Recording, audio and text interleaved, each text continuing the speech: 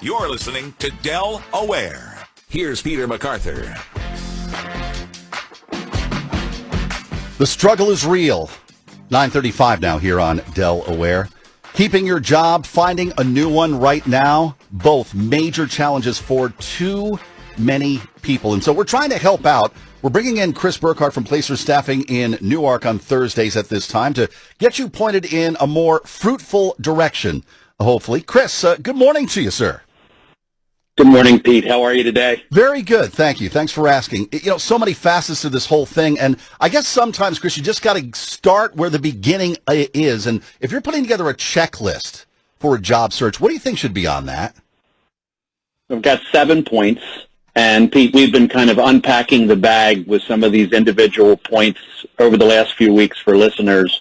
We thought a checklist might make sense. So we can make that available to your listeners or make it available for download if that makes sense. But it starts with, what are your goals? And it's a very daunting question. There's a saying that if you don't know where you're going, it's really hard to get there. Well, as a job seeker, it's critically important to work that through. If you simply show up needing a job, I don't think there's anything less attractive to an employer. So employers need and want to feel why you want to work for them and how it fits your goals and skills. So start off by making a list of your skills and interests and things that you feel about yourself. The most important part is to share that list with someone that you know well that will be honest with you and see if you're on the right track. Point 2, write down a list of careers or companies that you might be interested in. Mm-hmm. Now, in the old days, I'm going to show my age here, I was taught to teach this by having folks flip through a phone book. Good luck finding one. But if you think about it, it gave you the industries to explore and names of companies to research and learn more about. And that's the visual I would like everybody to think about. So, and if you're not sure how to do this, there's some cool personality tests or job tests that will make suggestions for careers. I also think, you know, we know how far we want to drive to work, so get in your car and drive around. Yeah. Look at the brands around you. Most of you know how far you want to go. And then, of course, there is the Internet and job boards and things like Indeed that work once you've thought about what you want. What else do you have on that list that makes sense for people to think about that, you know, maybe they overlook in this process? It can be a very confusing period. Well, I think some of these things we've touched on, but most people start with their resume, and there's lots of templates and online resources, and I can help people get to resources to help that. Most folks struggle with the concept of networking. You know, what is going on and where? Do I know someone working in one of the fields that I'm interested in? Could they put in a good word for me or point me in the right direction? So those connections and slowing down and thinking about who you know that could help you. And then most importantly, picking up the phone and sending those emails. You got to do that work. Do you think who you know is over or undervalued? Is it really as important as we tend to think sometimes?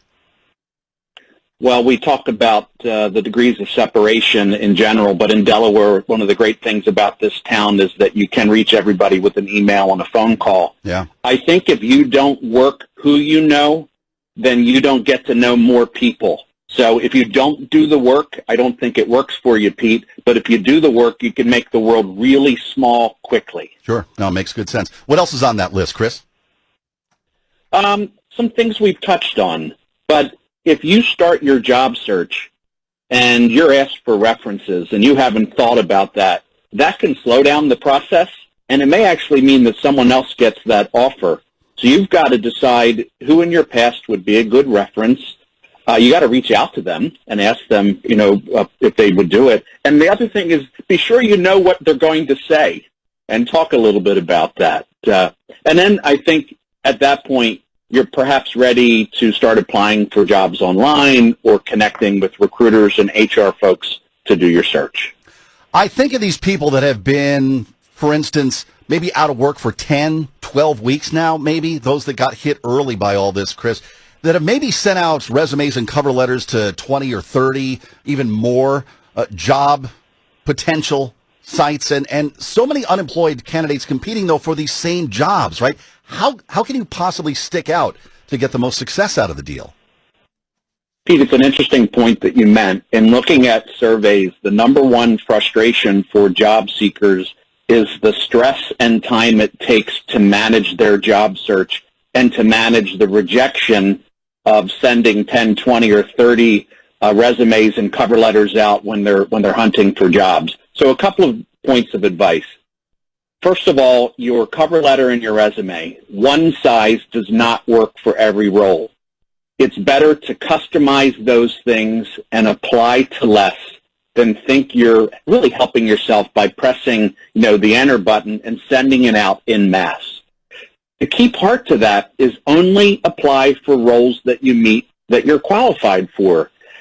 Each resume may get a 30-second or a 1-minute review, Pete. The hiring manager must quickly and easily align your background and goals and skills to the opening. Quite frankly, I don't think there's a single point that's more frustrating to the job seeker and those that hire, and it's the biggest time waster. So you must make it obvious and easy for that recruiter, who most likely will simply move on to applicants that have made it obvious and easy. Yeah.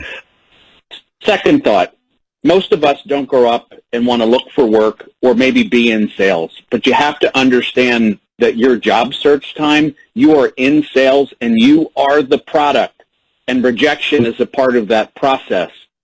Frankly, it's really hard to be rejected, and that's where you have to stay positive and, give your search 100% and expect some disappointment, but you've got to understand that rejection is a part of this process. Chris, let's hit on one more area today. Background checks, employment checks.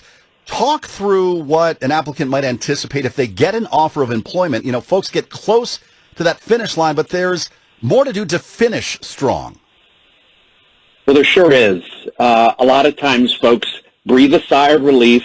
They've just gotten they feel good about the interview. They've got a call that someone says that they'd like to make them an offer, and they fizzle at the end. So many employers do check into your background, through that making the offer process. Most often, this can include your past employment, and it could include your credit or your financial history or even your criminal history. And most people don't think about this. But employers cannot perform those things without your permission. So most likely, you'll be asked to sign some kind of document allowing the company to do that specific check.